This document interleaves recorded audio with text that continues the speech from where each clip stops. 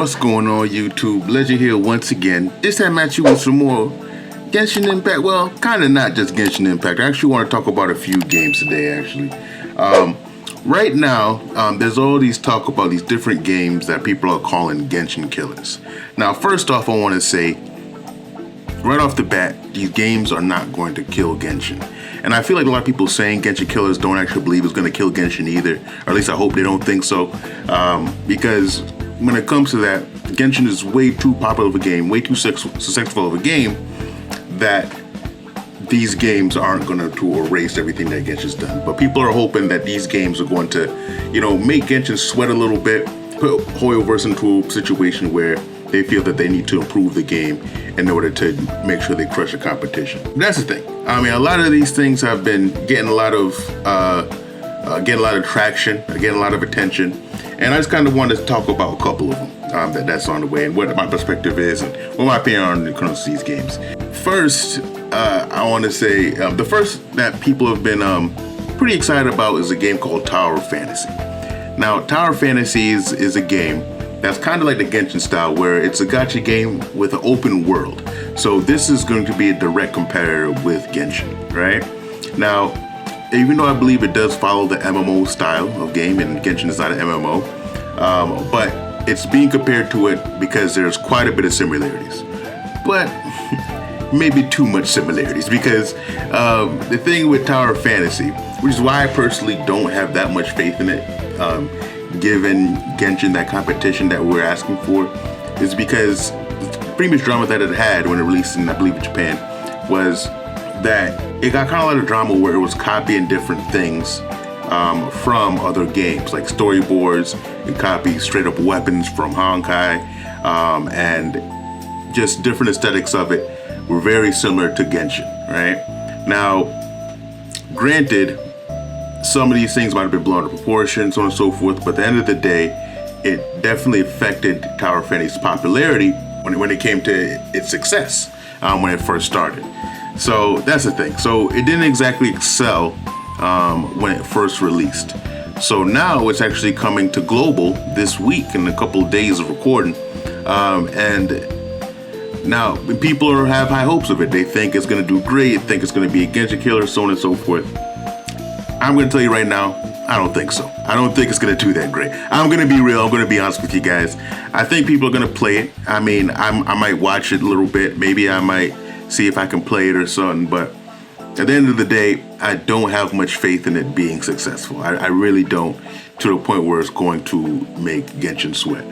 One of the main reasons for that also, which I didn't state, is that Sumeru's coming around the corner, guys. So Sumeru's coming around the corner. If Tower Fantasy is coming this week, right, hitting global this week, people are going to be excited about it. But the Genshin live stream is at the end of the week. So people are going to get the Genshin live stream. They're going to see Sumeru. They're going to get super excited. There's going to be some kind of surprise or something like that. Who knows? And then in another week after that, Sumeru drops.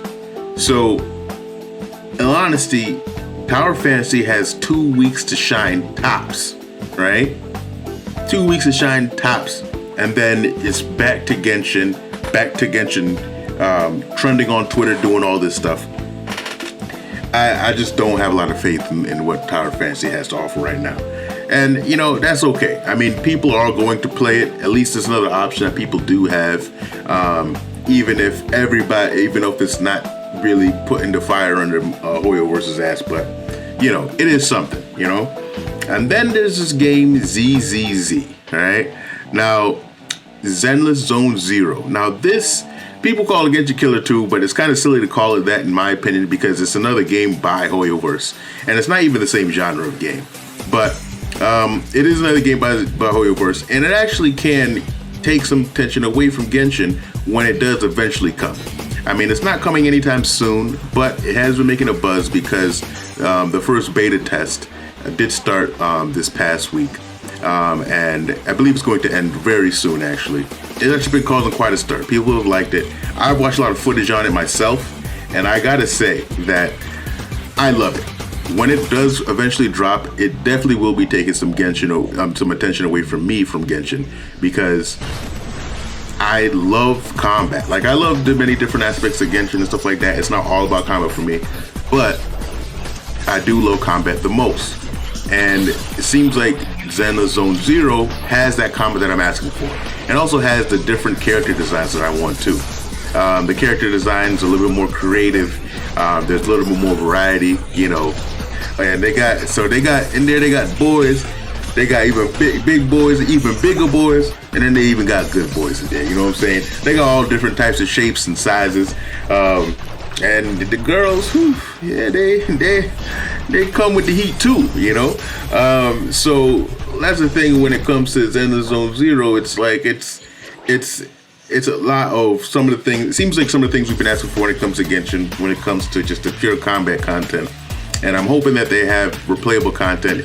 It seems like the type of game that was easier for it to have that replayable content. It seems like the type of game that has that will have that type of content where it can do that replayable, you know, endless fighting and such. And I'm assuming it's going to be a gacha game too, so that means we're going to get more and more characters there, more different fighting styles, and I'm assuming more different areas, more enemies. You know, I'm just hoping for the difficulty being good, because when I was actually watching the game, I did notice that people were kind of, you know, making a mockery of the different enemies a little bit too easily. I mean, unless they were just way, you know, under-leveled and such. But I'm hoping that I mean, this is the first test, so there's a lot of things that will probably change by then, you know, when it comes to that. You know, it's not open world, but I don't necessarily think that's a bad thing, because it's not, like, everything doesn't have to be open world, you know? Like, it's okay with me if this game just focuses on the combat as the main purpose of it. Cause that's good. You know, I like those beat 'em up games, you know, so on and so forth.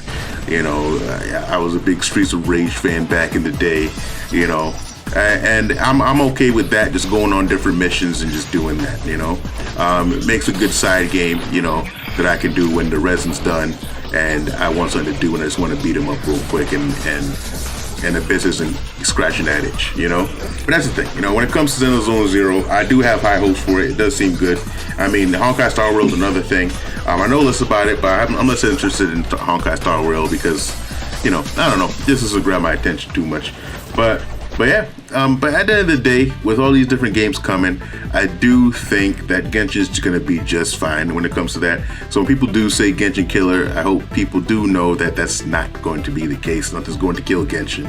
Genshin can only kill itself at this point, and it might actually be hard for it to kill itself because people are ready to jump and defend Hoyoverse in any way they possibly can, with even the slightest form of any type of slander going towards their way. So I'm sure that even if Hoyoverse messed up royally, there would be a good amount of people ready to defend him. So yeah, Genshin isn't going anywhere. Nothing's going to happen with Genshin, but it is exciting to see that there's going to be some competitors in the way, even coming from Hoyoverse themselves, you know, and that's going to be good. You know, it's going to help with the market a little bit, and it's going to, you know, make Genshin feel that, you know, maybe we should step it up a little bit more in certain areas, you know.